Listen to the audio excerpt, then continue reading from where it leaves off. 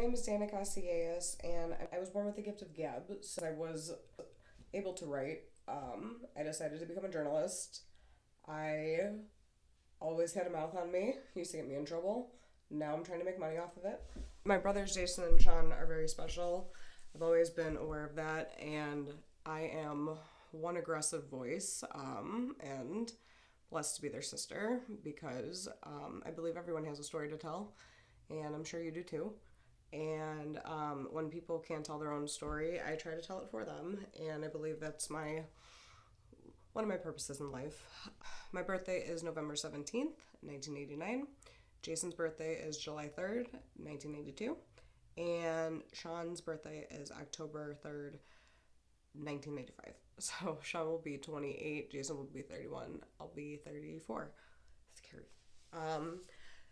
So from a sister's perspective, and from, conversations with my parents over the years, we were told that Jason wasn't going to live past the age of 3 by a doctor who I don't believe is with us anymore.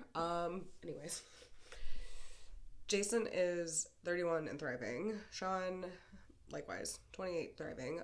They're both night and day, but Jason's a little bit more anxious, high-strung, pulling Sean away from the mischief that he's causing.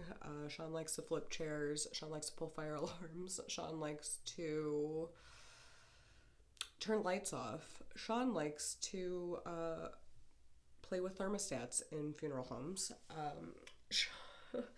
Sean has an Irish temper. Sean's a little goof. Jason is a normal kid trapped in a body that doesn't work to his ability. And I've always been affected by that, in the sense that when I was growing up, I always wanted him to be a part of everything. And, where I had friends who had siblings that were able to tag along to, the movie theaters and the malls and whatever, I had to make sure that everything was handicap accessible first. And going on vacation with my family, can't help but notice a couple stairs here and there. And I'm not ashamed to say that I've run over a few toes with wheelchairs, on behalf of Jason and Sean. Growing up, I remember telling a waitress at a restaurant that Jason was special, and to this day he is.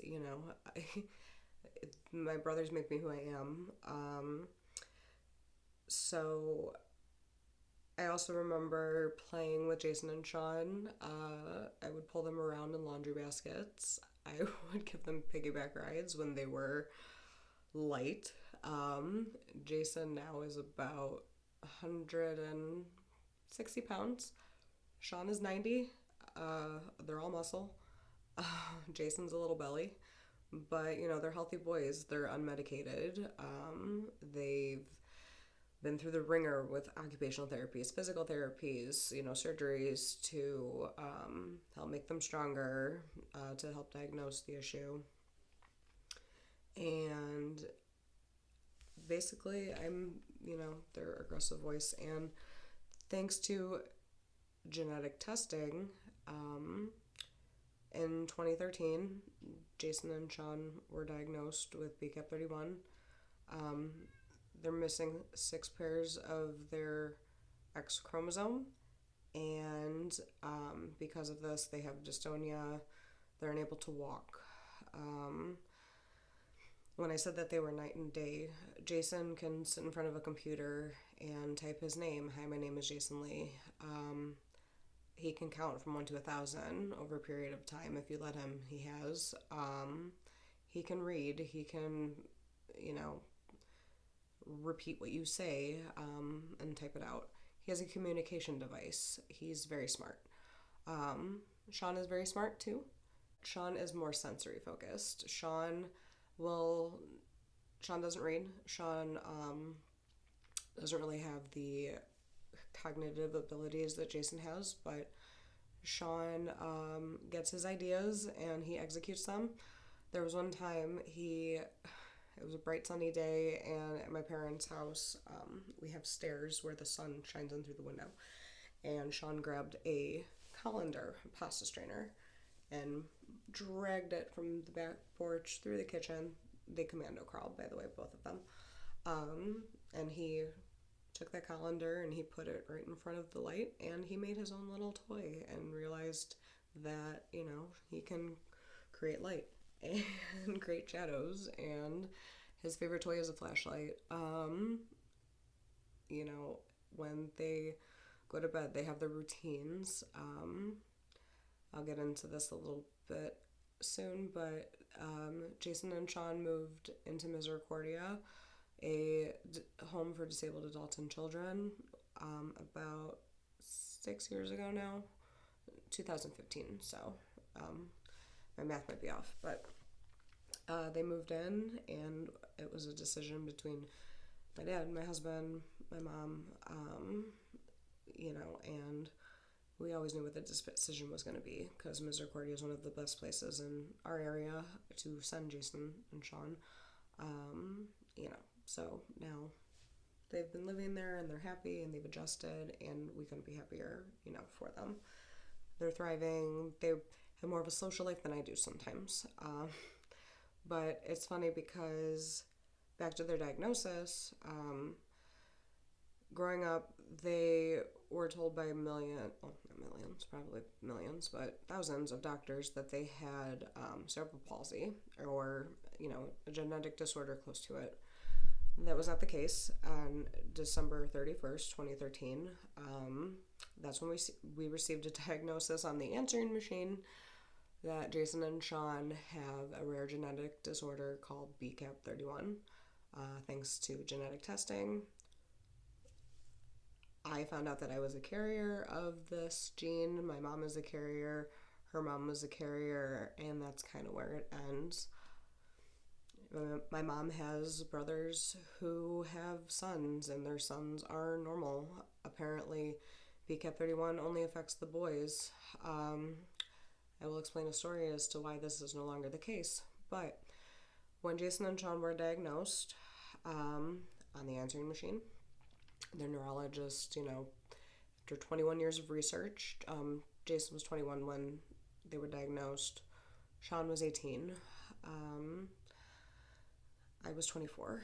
And, I was told that because I'm a carrier, I have a 50-50 chance of having a child with BCAP31.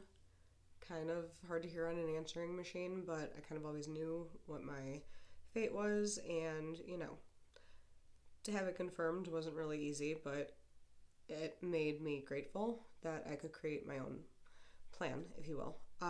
So at the time of Jason and Sean's diagnosis, they were the only case in the United States, and I'm going to emphasize this, they were the only case in the United States of BCAP31, and it is April 29th, 2023. So in 2019, I'm going to send you some social media that will align with this, but I had a blog, and I received a comment from a woman named Michelle Ruplal, and she told me that her son Asher was just diagnosed with BCAP31, and he was about 3 at the time, if I'm not mistaken. And immediately I connected with her on Facebook, and we became instant friends. And my mom had to reach out to her immediately. It was kind of like a family member, because nobody else has this, right? So I connected with Michelle, and the way that Michelle found me was because of my blog. I created hashtags and kind of have some SEO magic that I work, and I guess she Googled BCAP31 sister, found my blog, and I am grateful to this day, because it occurred to me that this was growing. After meeting Michelle, it wasn't long that a woman from Australia reached out to me and told me that her son had been diagnosed with BCAP31, again around the same age, 3. And before I knew it, a woman from Poland was reaching out to me. A woman from, France was reaching out to me. And then people from the States started reaching out to me. Washington, Texas, sadly, we lost a little boy in Texas on this journey. He was 6 and he passed away from some sleep apnea issues. Um, there is no age limit on BCAP31 as there is with, Down syndrome or other genetic disorders. There's no cure for it. And, we're kind of just like the walking, breathing case. I've always kind of joked that we're lab rats because I've been tested so many times. My parents have been tested so many times. We've gone as far as to get the family genetically tested, and it's insane what genetics can do. But back to my story. So, as of today, I can happily say that I've connected with at least 13 other families whose child, mostly boys, have BCAP31. Um, Out of nowhere, a mother in Croatia reached out to me, told me that her daughter was diagnosed with it. It's not really something that we've ever seen in the girls. It's always been specifically the boys.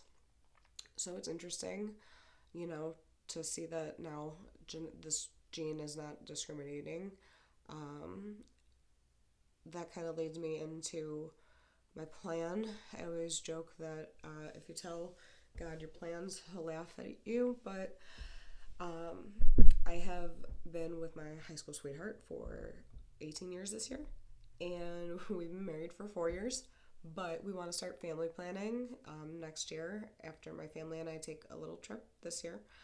And I'm basically preparing myself mentally, emotionally, and physically for IVF and gender selection.